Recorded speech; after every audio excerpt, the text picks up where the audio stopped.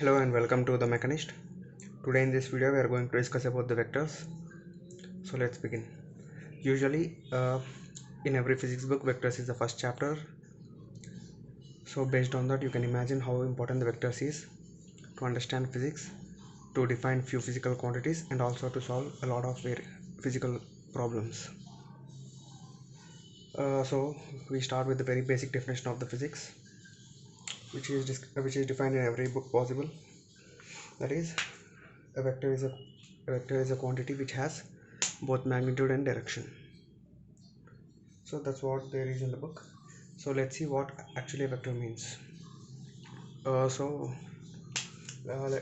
me write it down. So vector is a quantity which has both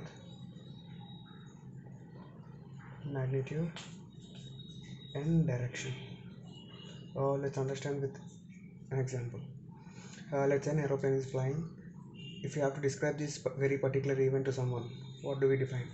We say that uh, the particular aeroplane is traveling with a speed of 300 kilometers per hour or something, any other speed, and let's say it is moving from east to west.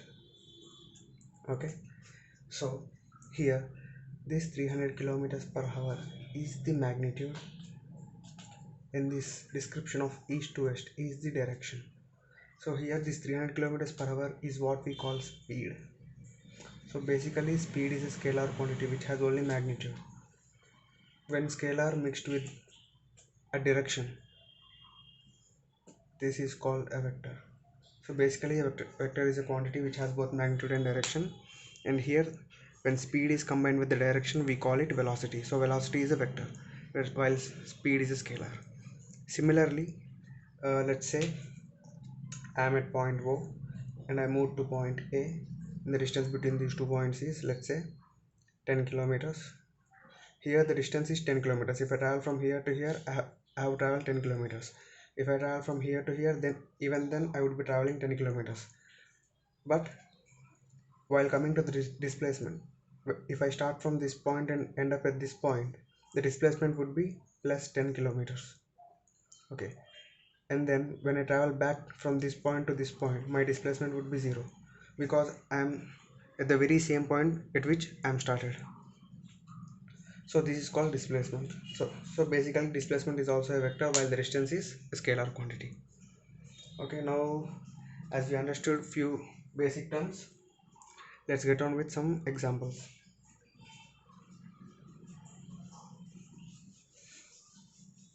Let's take a very basic example. Let's say before going to an example, let us there are few things which we have to understand. We often see in physics textbooks which are related to vector, or while doing any physics problems, we often see these three terms: I cap, j cap and k cap.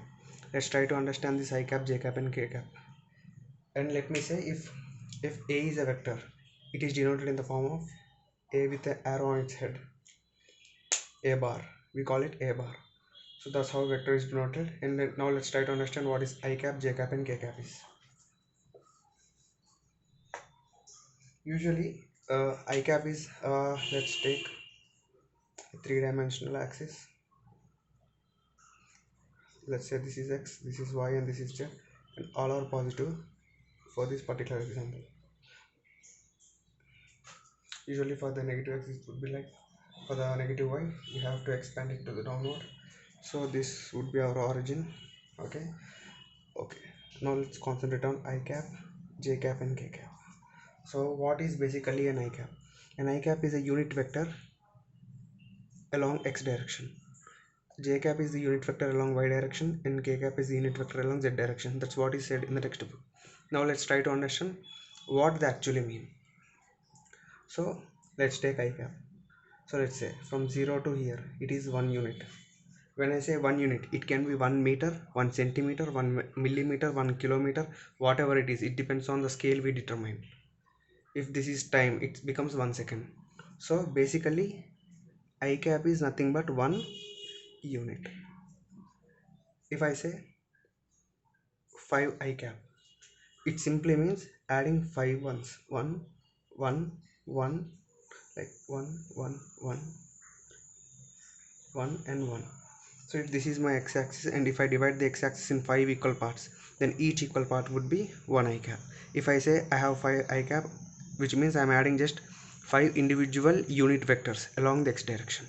Similarly, if I divide the y-axis in 5 or any number of equal parts, and if I say, let's say 1 2 3 let's say 5 j cap, which simply means I am adding all the unit j vectors, 5 unit j vectors along y direction.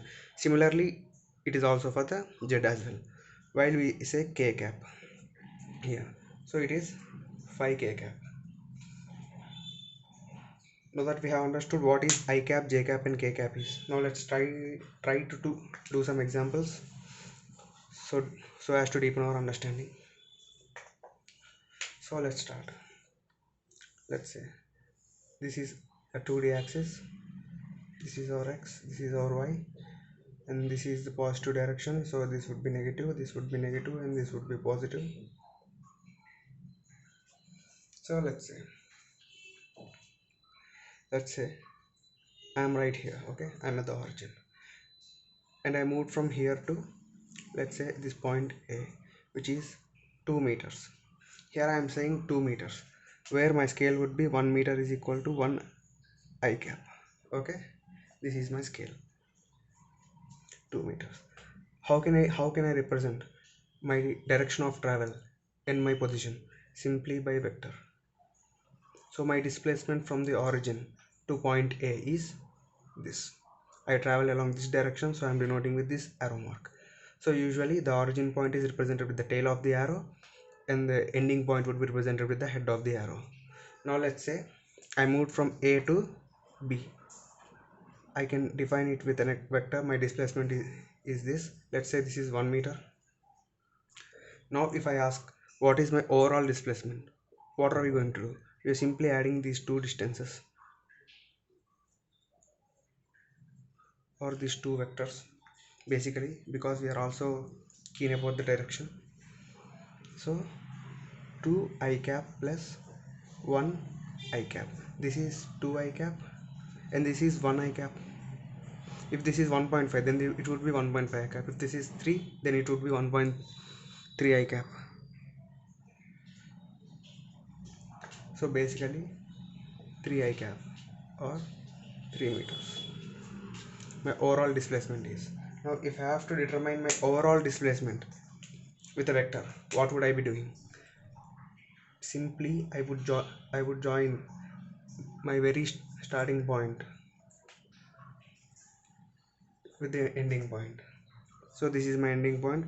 I can simply draw a vector like this. So what we have actually done here is, we got two vectors, we are adding those two vectors, and the resultant vector is nothing but this red vector, which has started from the tail of the first vector to the head of the second vector. Let's go with another example. Let's say here we have traveled from origin to point A in this direction, then in this, which is 2 meters, that is 2 I cap. And now from point A, let's say we have traveled to point D. This is my point D. Let's say that is the distance is, let's say, 6 meters, which means I have traveled 6 meters in the negative x direction, towards negative x direction from this point. So now if I have to get my displacement from the origin, what I would be doing usually, I would take 2 I cap plus of minus 6 I cap.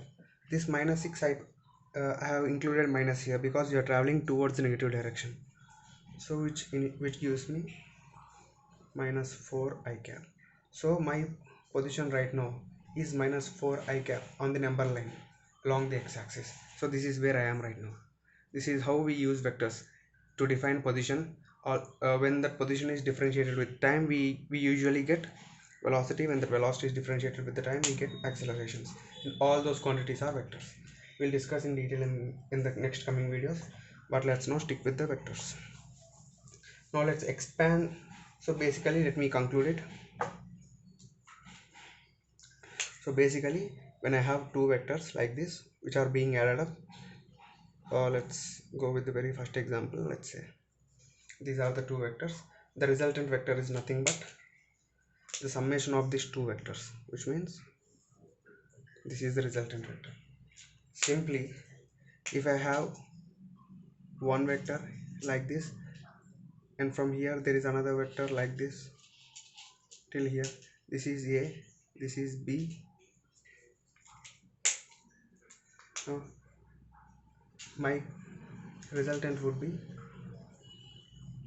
this vector. So basically vector addition is very much possible. So as vector is a mathematical method, it follows additive property, that is a bar plus b bar is equal to b bar plus a bar. A bar plus of minus b bar is equal to minus b bar plus a bar, but a bar minus b bar is not equal to b bar minus a bar, because here because in this example the a is along positive x direction, b is along negative x direction.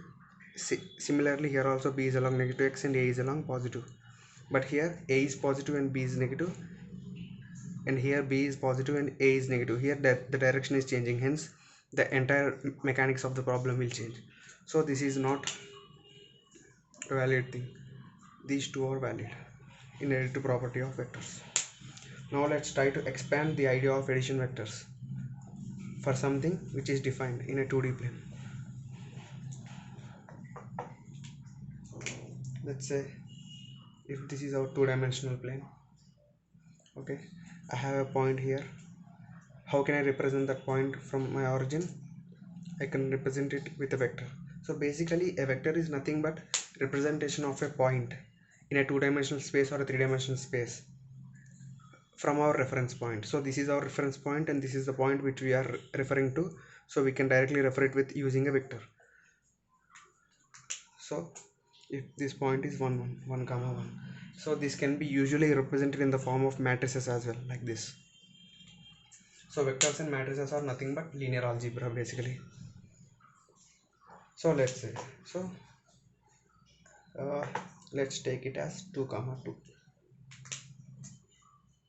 Let's take it as 2 comma 2. Okay, which means from the origin along x-axis it is 2 units away, this point is, and along the y-axis it is 2 units away. Okay, now remember we have discussed already about I cap and j cap, which are unit vectors along x and y.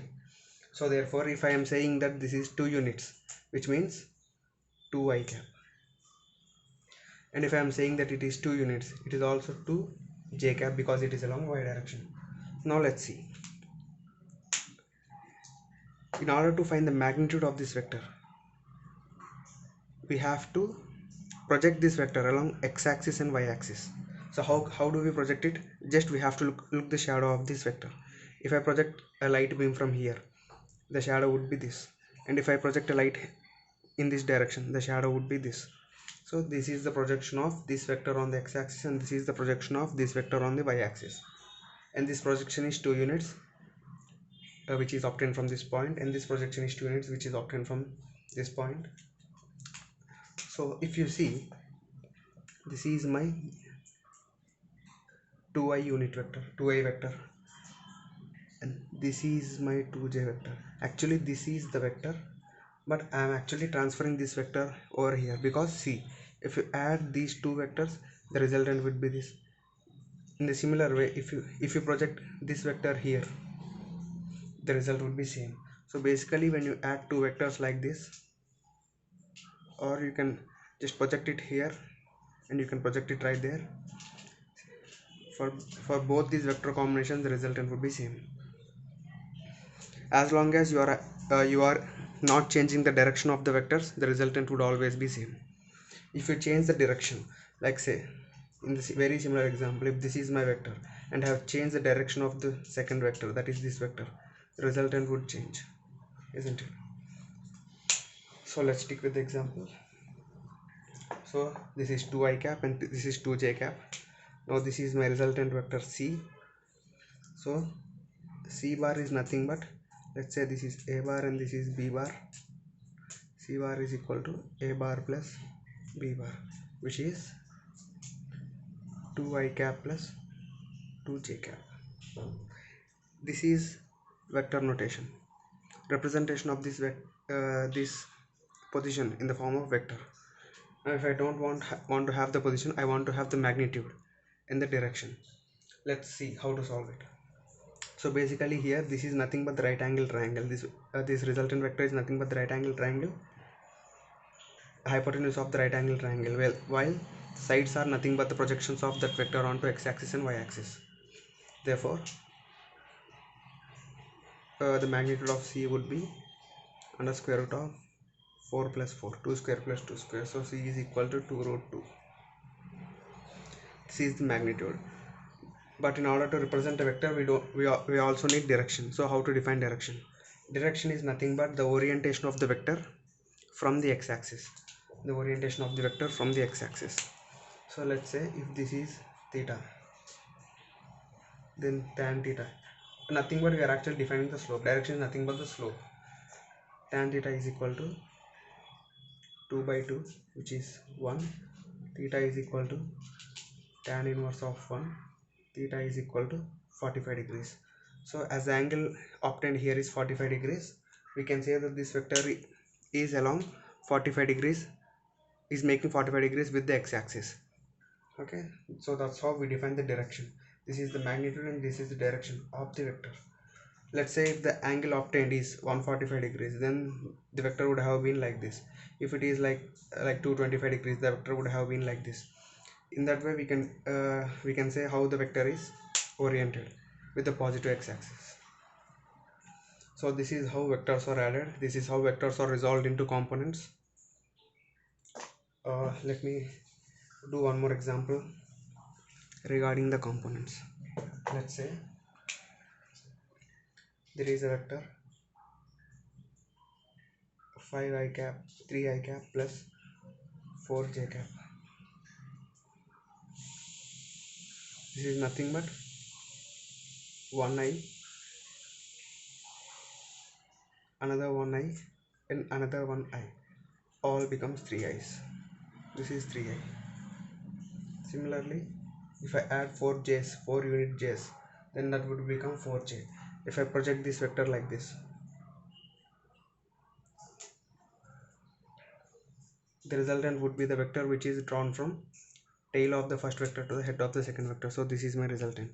If I have to obtain, this is nothing but this vector, and if I want to have the magnitude of that vector, it is simply C is equal to square root of 3 square plus 4 square. C is equal to root 25, which is 5, plus or minus 5. As this is along positive and it is about the magnitude, we take it as 5, because distance usually is measured in positive notation. So this is how vector is resolved. If you want to have the direction, then theta would be tan inverse of 4 by 3.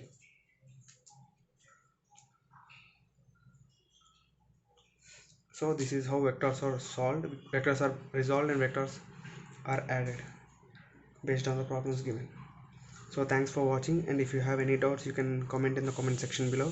And if you want to solve any problems regarding vector addition, you can solve. And if you have any doubts, you can just copy the question and post it in the comments, so that others might help, and even I will be helping.